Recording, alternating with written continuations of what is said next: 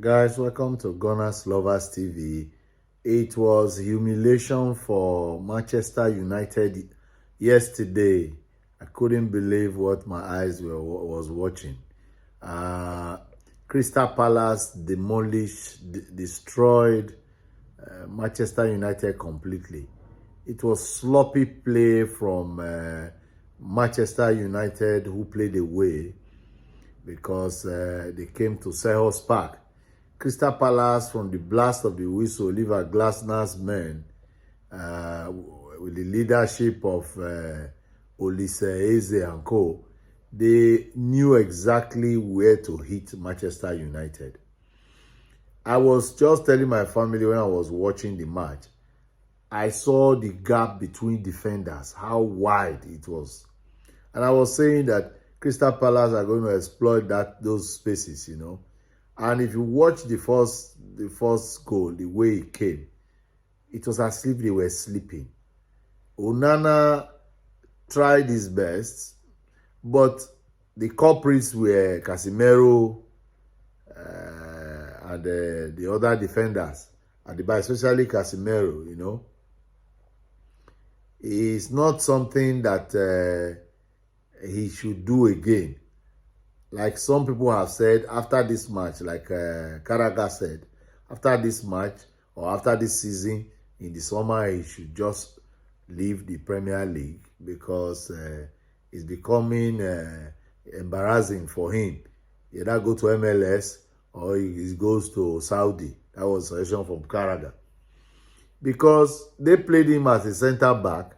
He's a defensive midfielder. They have a lot of injuries. Remember one of their defenders called the Butcher, and some other defenders they have, Luke Shaw, all these ones were all injured. See, they were using children at the age of 18 to try and hold the midfield against men. So according to Terry and co, it's men against boys. Those days, when they say men against boys, it would have been Man U, the men, and the boys would have been Crystal Palace. From the look of things yesterday, the reverse was the case. You see, I didn't hear any sound from Gary Neville. I didn't hear anything from Rio Ferdinand. All these people who criticize Arsenal, I don't know where they hid themselves yesterday. And from the look of things, Goldbridge knew, he had the premonition that they are going to lose. He said it before he started his broadcast.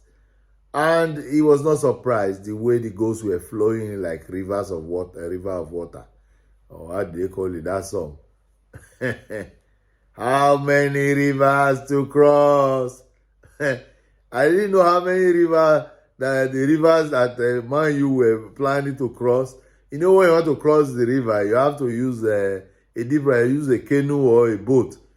They were going to cross the river with their feet, having no clue on the fact that they are going to get drowned.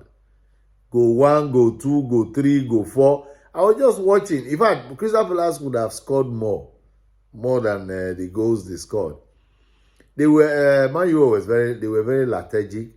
No plan, no game plan. Like one person said, they were just playing free flow, free for all football. Just carry on playing, do your best, and leave the rest, as they used to say. God. There was no plan from Manchester disunited. Yes, they were really disunited. It was a game of shame.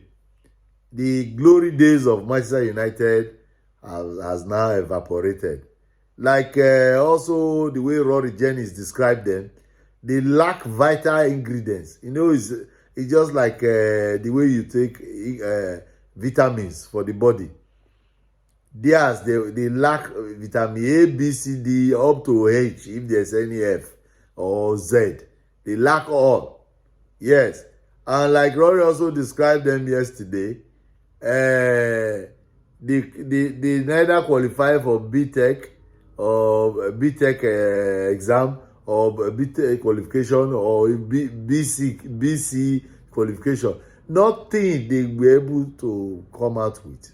That the performance was woeful and shameful. 4-0 against a whole Man U. And let us look at the table critically. It ends their season or their push for European place like Europa League. Because if you go and check their position now, they have -3 goal difference. It was 1 before, which they were holding on to, just managing to hold the 1.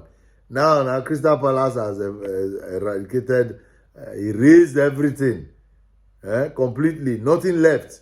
They didn't leave anything for Man U. And that brings to mind the fear that Manchester United fans have now, that if they could collapse to Crystal Palace with 4-0, what will be left of them when they play Arsenal? You see? And they also have FA Cup final against Manchester City. So they are going to play the two best teams in the Premier League at the moment, Man City and Arsenal. You know? And with this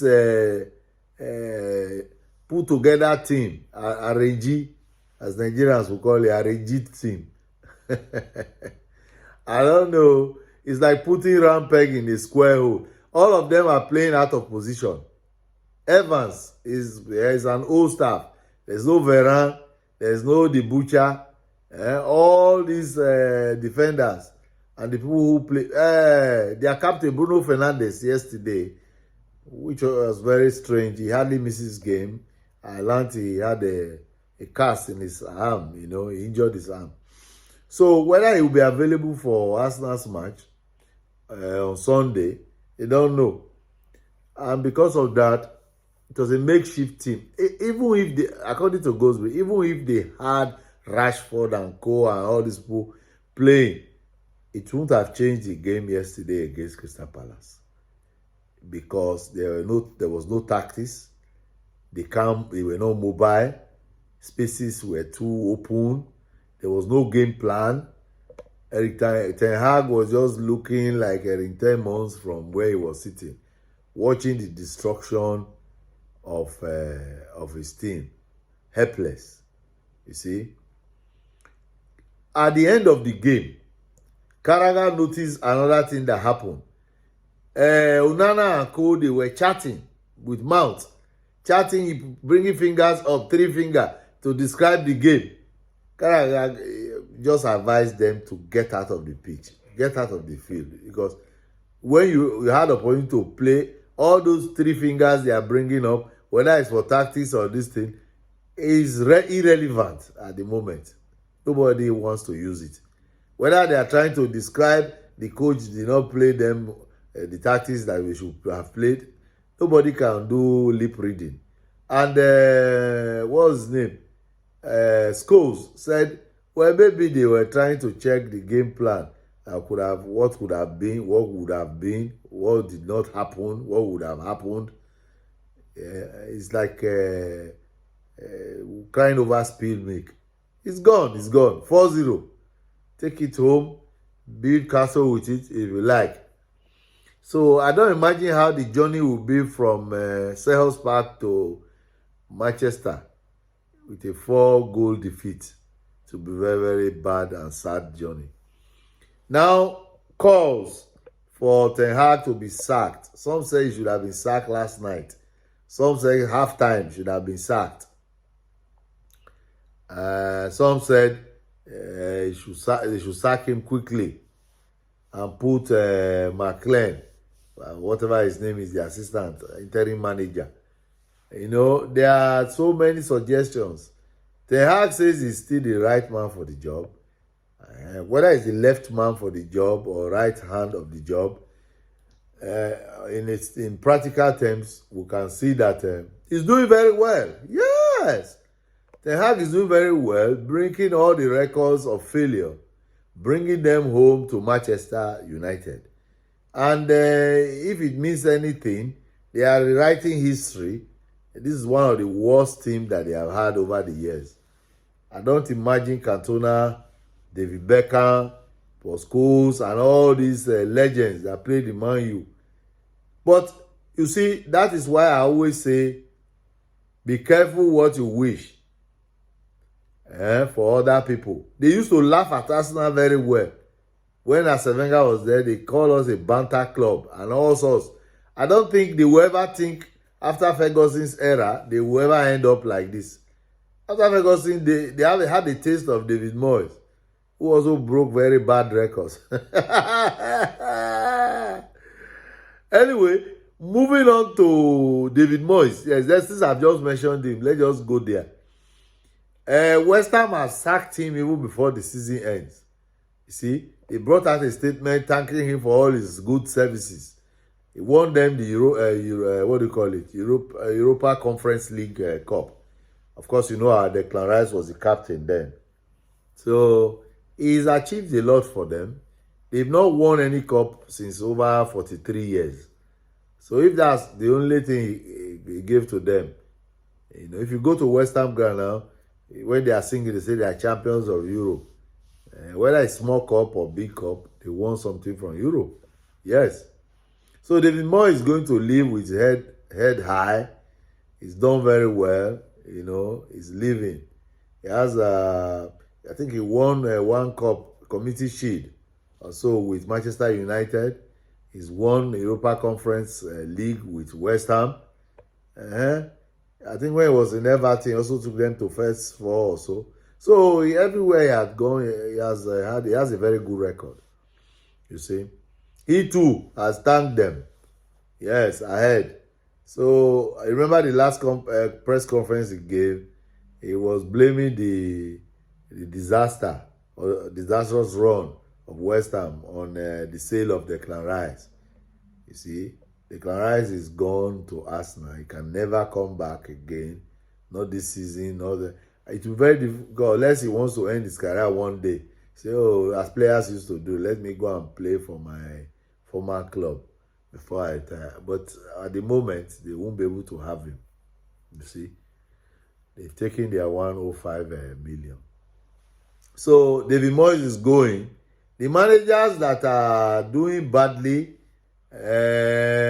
you see that Chelsea is picking up now. Pochettino is picking up, and the fans are no longer calling for him to be kicked out.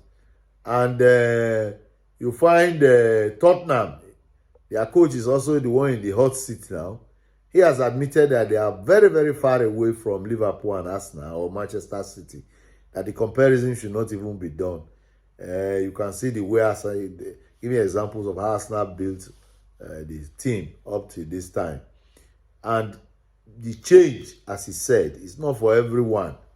The likes of Aubameyang, who were with us, the change was not for them. Guendouzi was not going to be part of the change, you see. And when change is going to happen, according to him,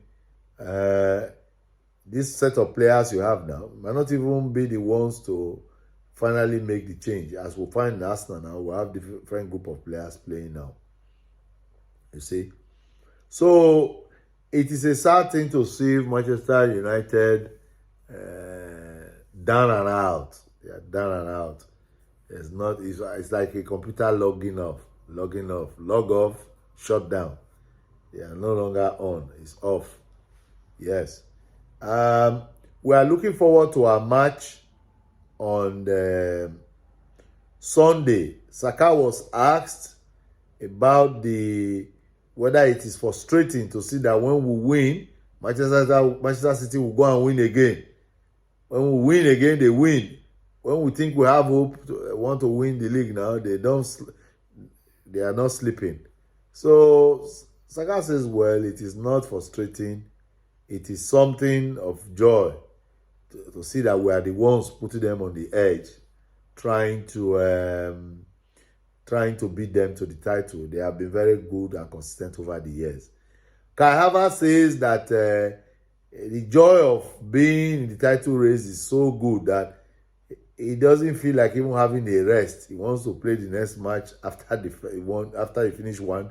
He wants to even play the next one. And all the people who part of some of the prominent pundits like Rory Jennings and even Jamie Carragher, Gary Neville, all sorts of people who have even Goldsbridge, who said that they don't know where Calaver's position is, where will Arteta pay him, more or less a waste of money. All of them have done reverse now. If you drive vehicle, you see there's a place you put the gear to reverse. Many of them that have done U-turn.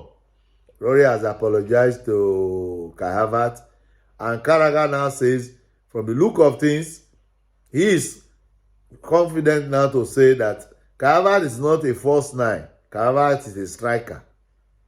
And I want to join everyone in saying it, or join him in saying it.